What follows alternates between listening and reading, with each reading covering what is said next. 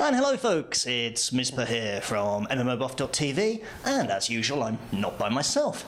I'm here with Brett Scheinert. And Brett, you are the dungeon lead designer for Carbine, and of course for WildStar.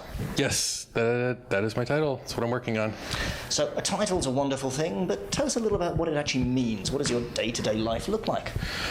So I'm running the dungeon team for WildStar here, and we work to make all of the dungeon and raid content that's going to be going in the game at launch.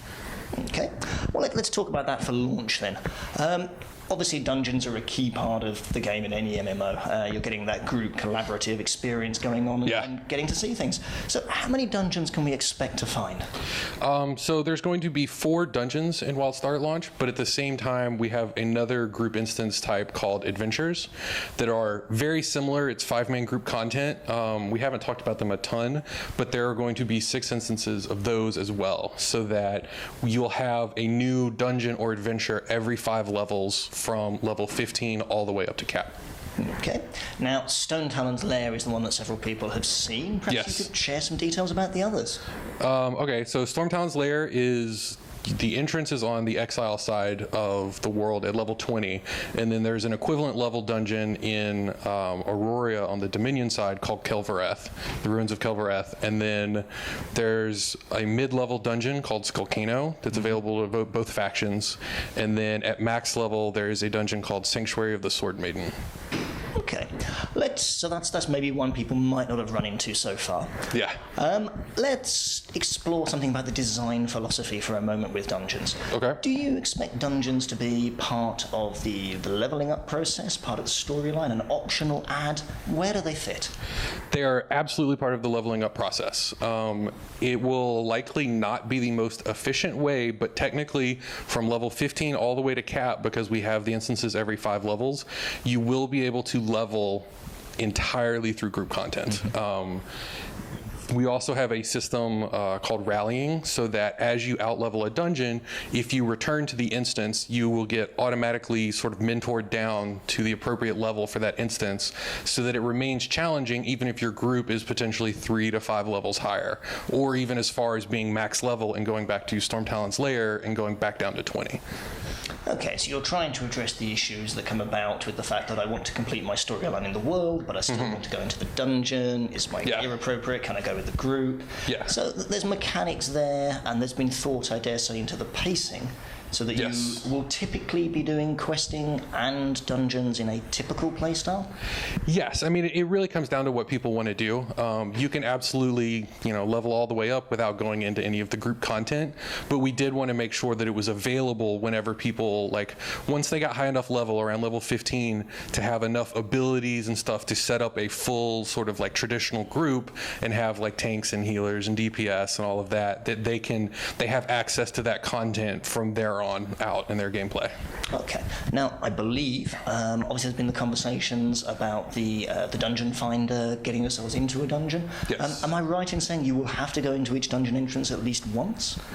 Right now, that is the plan. You have to discover the dungeon, and then once you've discovered it, then you can queue for that dungeon whenever you want from anywhere in the world. Okay, fabulous. So I look down at my magic list of questions here and look at a few things that we actually have. In a generic sense, what makes your dungeons unique? A couple of things. I think by far the biggest is going to be the combat that we've created for WildStar. The telegraph system and the freeform targeting and stuff like that really creates a different feel for a lot of the encounters than what, even as designers, we've been used to for other MMOs that we've played. And it took a while for us to kind of retrain ourselves as to what made good encounters for our game versus other games, because when so much of the abilities and the telegraphs are all aimed and targeted and stuff like that, traditional forms of players will take damage from this fireball. Well, now they might not, because if they're really good and dodge out of the way, they don't take any damage. So balancing stuff like that, I think, has been a lot of fun for the players, and was also a reasonable challenge for us to work around and make sure the encounters were still fun. I would also say that it's probably true for every designer, but our artists are awesome. Every single dungeon and both raids just look spectacular, and all the bosses and the spells, and they're going to have a bunch of VO for their different bosses, and like all that stuff like that really makes them stand out and makes each encounter kind of feel like an event when you're going through it. On top of that, we've tried to have some level of sort of randomization so that the dungeon doesn't feel exactly the same every time you run it. It won't feel like a completely different instance, but we've tried to include ways so that the fights, especially as you get higher level, closer to cap and with the raids and stuff like that, that theoretically players will be running a lot more often than they would, say, a level 20 instance, that there's more ways for the instance to kind of subtly change each time you run it from week to week and stuff like that. Now, we know there's been talk of some dynamic content in raids. This sounds like something very similar on a dungeon basis, perhaps not on the same scale, if I'm interpreting. Yeah, not quite as elaborate. Could you give an example of a mechanic, a change, a switch someone might see? So the Sanctuary of the Sword Maiden instance, it has 5 primary bosses, and that are the progression bosses, but it also has up to 7 different mini boss encounters that we've created. And as you go through the instance, each time you run it, the dungeons don't have a lockout, so you can just do it over and over. The route you take through the instance, we kind of randomize so that you visit each of the wings with the bosses and kind of go different ways, but also you hit each of the main bosses when you run through, because we don't want to, kind of like lock people out of loot of like, I really need this drop from this boss. Oh, he's not up this time. I have to run it again. But of the mini bosses, of the 7, I believe somewhere between 3 and 5 spawn each time you run the instance. Okay. So it could potentially take 5 or 6 times of running the instance to even see all of them actually be there each time. And then on top of that, all of the dungeons have optional objectives that may or may not be active, depending on the random roll for that instance. Of, I think Touring Sanctuary has between 12 to 15 optional objectives, and each time you run it, 7 to 8 or so are going to be active. And these aren't major events, but they're things to do that you can get extra XP and gold and stuff like that from as you run the instance. Okay, so objectives will not necessarily lead to items. To yes and no. Yes and so the mini bosses definitely will have loot. The optional objectives themselves will not have items on them. Challenges will, but each dungeon also has medals. So you have bronze, silver, and gold for running each dungeon, whether it's on normal or veteran. And in order to get any medal, you have to do all of the active optional objectives. And so that kind of changes what your goals are each time you run the instance based on whether or not you're trying to get one of the medals. Okay. Another design philosophy question. Okay. Taking an average group. Now, average is a horrible term because the range is very, very wide. A group of Carbine content designers. Are they average? Yes, definitely. Breaking news. You heard it here first, folks. How long would you expect a group of Carbine content designers to take to actually complete a dungeon? It depends on the dungeon. Stormtown and Kel'Vareth, we designed, they're low level, they're much faster. They're in the 30 to 45 minute range. Skullcano is probably 45 minutes to an hour, and then Touring Sanctuary is much longer. It's maybe hour 15, hour and a half. Those are our goals for it right now. We're obviously still in beta, and that's one of the numbers we're going to be looking very closely at, because especially for an instance as large as Sanctuary of the Sword Maiden, we don't want it to potentially end up taking like 2.5 hours, because that's such a huge time commitment, especially just for a 5-man instance, that if that ends up being something like that, we'll mess with the instance a little bit, some of the flow, make sure it's in a more reasonable hour to hour and a half time frame. Okay. You touched briefly on the heroic versions of the dungeons. These, as I understand them, are going to be end level. Yes, all 4 dungeons will have veteran versions, and all 4 will be at level 50. Okay, so we can switch our terminology around and stick to the word veteran from here on out. Yeah. If I'm running something in veteran mode, why am I doing so? Is it to gain rep? Is it to gain some form of token? Is it for the joy of the dungeon? Hopefully all of the above. We don't actually have tokens or badges like a bunch of other games do. The system we do have at max level is called Elder Gems, and at max level, as you gain experience or do various things, you earn elder gems, which are then a currency that you can spend on all sorts of different things. But we did want to somewhat avoid having a badge system, because then every time we have a patch, now we have a new cycle of badges, and that can become quite a hassle for people trying to keep track of all of that stuff. I think one of the biggest things for veterans is whether you're chasing achievements, there's also obviously much better gear in them than there are in the normal versions of the instances. And if you are going to go into raiding, the veterans are the way to get that gear and get as much good stuff as you can before you have to start beating your head against the raiding wall. Okay.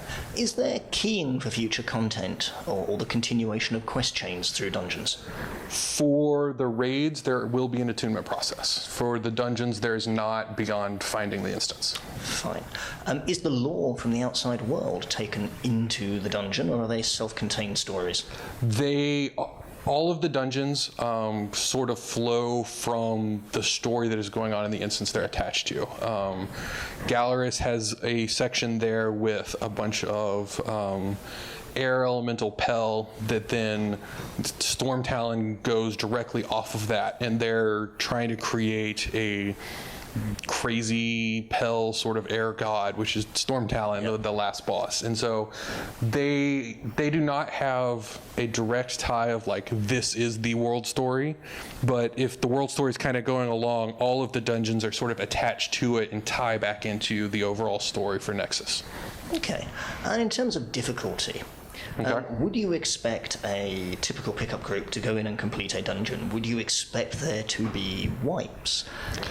I would expect them to complete it. If it's their first time through, I would also expect there to be wipes. For the normal mode of the instances, we definitely want them to feel challenging but completable. You know, it's that kind of fine line where the entire encounter you're kind of going, oh crap, oh crap, oh crap, oh crap, and then the boss dies and it's like, yeah! You know, it's a hard line to get, but for the normal versions especially, if the boss encounters and stuff like that are too hard and people are dying too often, then that's something that we're going to look at as we go through the beta process. Okay. And with that in mind, how do you balance to avoid a scenario where a group runs in, they hit whatever AoE abilities they have, and the dungeon dies? I mean, a lot of that is we're taking a bunch of internal metrics to say sort of like how much damage can players do, what's the expected DPS that a group put together can just unload, so that we can make sure that the NPCs hit hard enough and have enough health and stuff like that, that if nothing else, that the players have to survive the encounter for a reasonable amount of time. They can't just, pop all their cooldowns, kill the boss in 30 seconds, and that's something that's obviously, as the classes get balanced and change a little bit over the course of beta, that we're going to be constantly tweaking to make sure it has the right feel. Okay, and just a couple more, I think, at this point. Sure. Will we see interaction, and I guess the details might not be available to talk about, but will we see interaction with crafters and dungeons? There will be interactions there. I can't speak too much on it. I'm not on the econ team, but we have had discussions with them. They do want to involve the dungeons as much as they can in the progression of the different crafting classes. I know there are going to be harvesting nodes and stuff like that within the instances that as players go through, they can find them and get more resources and stuff like that. Okay. I think a final design one to finish. Okay. Someone says to you, build a dungeon. And you have a blank sheet of paper, and you've probably got some lore about what's going on in the world, and you may even have a spot on the map where some particularly nice cave where it might be going. What is that design process like? Where does it start? What are the steps that it goes through? Perhaps a quick sketch of concept to actuality in terms of building a dungeon. It definitely always starts with lore and art. As designers, we can kind of take a space and say, these are the sorts of encounters we can fill it with. But all of the instances definitely start with our narrative team and then the art team of, this is where it is in the world. This is going to be the overall theming. This is Storm Talon's lair. It's going to be full of Pell, creating this crazy Storm Talon monster stuff at the end. And then as designers from that, we look at well, where's the target for this? Is it the Storm Talon that's level 20, that's like the first dungeon you'll really see? Or is this Sanctuary of the Sword Maiden that's level 50 and it's larger and it's more complex and the encounters can be a lot more challenging because players will be much, much more familiar with both our system and their class by the time they reach it. And we kind of go from there. And then it's a lot of iteration of saying, how long do we want the dungeon to last? How many bosses do we want? Mini bosses? What sort of optional objectives do we want to have? Stuff like that. And put the framework there, put the boss encounters in, and then iterate the crap out of it. You know, get it to beta, let them play it, tell us what sucks and what's fun and what's broken and all that stuff so that we can fix them, polish them, and get them as good as they can be. Okay, and I'll close with one more for you to estimate top of your head. We obviously have bosses. We now know that we have some mini bosses. Yes. If you were to pluck a number out of thin air, over the course of running all the dungeons, how many encounters might players run into?